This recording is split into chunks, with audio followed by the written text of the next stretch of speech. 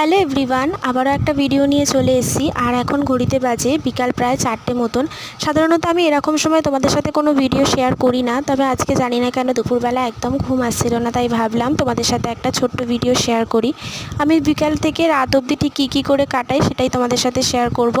তো অনেকক্ষণ ধরে শুয়ে শুয়ে ফোন ঘাঁটছিলাম, কিন্তু ভাবলাম আর শুয়ে থেকে লাভ নেই, তাই উঠে একটু বারান্দায় এলাম। আর দেখো বাইরে এখন অবধি না ভালো রোদ রয়েছে, আর গরমটাও তো সেরকম পড়েছে, খুবই গরম লাগছে। এখন যাই ঘরের কাজবাজগুলো করে নিই, বিছানাটা একটু ঠিকঠাক করে নিই। সকালবেলা একবার গুছিয়েছি, কিন্তু ওই বালিশ টালিশগুলো একটু ঠিকঠাক করে নিলাম। আর আজকে না বেশ কিছু জামা কাপড় কেচেছিলাম, ওই যে বাড়ি গেছিলাম জামা কাপড়গুলো সব ছিল, তো সেগুলো কেচে আমি ভাঁজ করে রেখেছি, তবে আলমারিতে ভরা হয়নি, এখন ভরে দেবো। আর আজকে আলমারিটা একটু গোছাবো, কারণ এই কদিন ধরে না জামা কাপড় বার করা হয়েছে, কিন্তু জায়গা জেনে জায়গায় রাখা হয়নি বলে সবটা ওলট পালট হয়ে গেছে। কিছু দরকারে বার করতে গেলে আমাকে সব ঘেটে ঘুটে বার করতে হচ্ছে, তাই ঠিক করবো। আর এই যে পাঞ্জাবিটা দেখছো, এবারে ষষ্ঠীতে মা ওকে এটা দিয়েছে। আমার না পাঞ্জাবির রঙটা ভীষণ পছন্দ হয়েছে, আর ওকে এটা পরে এত সুন্দর লাগছিল, একদিন পরে ঘরে দেখেছে, ভীষণ সুন্দর হয়েছে। আর এই শাড়িটা তোমরা আগেও একটা ভিডিওতে তোমাদেরকে আমি দেখিয়েছিলাম, আমাদের একটা বৌদি আমাকে এই শাড়িটা দিয়েছে। আর এই শাড়িটার রঙটা না এত সুন্দর, বিশেষ করে এই শাড়ির পাড়টা আমার বেশি ভালো লাগে, একদম ডিপ পিঙ্কের ওপর গোল্ডেন পাড়। এই শাড়িগুলোকে ঠিক কী নাম বলে আমি জানি না, তবে শাড়িটা আমার ভীষণ পছন্দের একটা শাড়ি। আর দেখো এখানে কথা বলতে বলতে আমার আলমারিটা গোছানো হয়ে গেছে। আমার আলমারিতে না অনেক শাড়ি রয়েছে, তবে আমি তো খুব একটা শাড়ি পরি না, ওই মাঝে মধ্যে ইচ্ছা হলে বা কোনো অনুষ্ঠান হলে তখনই যা পরি।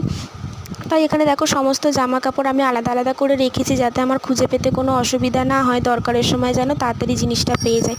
তো সব কাজবাজ হয়ে গেছে, আর অনেকটা ঘেমে নিয়েও গেছিলাম সব কাজবাজ করতে করতে। এখন যাব গাটা ধুয়ে সন্ধে দিয়ে নিয়েছি।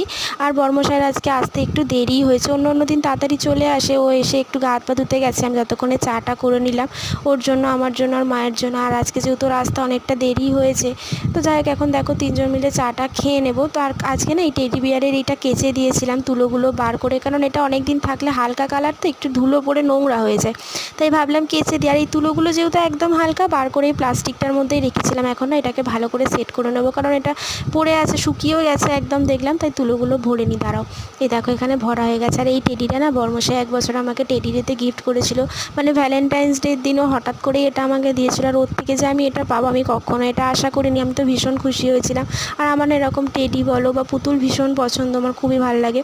তো তারপরে রাতেরবেলা ডিনারটা করে নিয়েছিলাম, নিয়ে এখন চলে এসেছি রাত্রেবেলা শুতে যাব। তার আগে একটুখানি নিজের স্কিন কেয়ার করে নিলাম।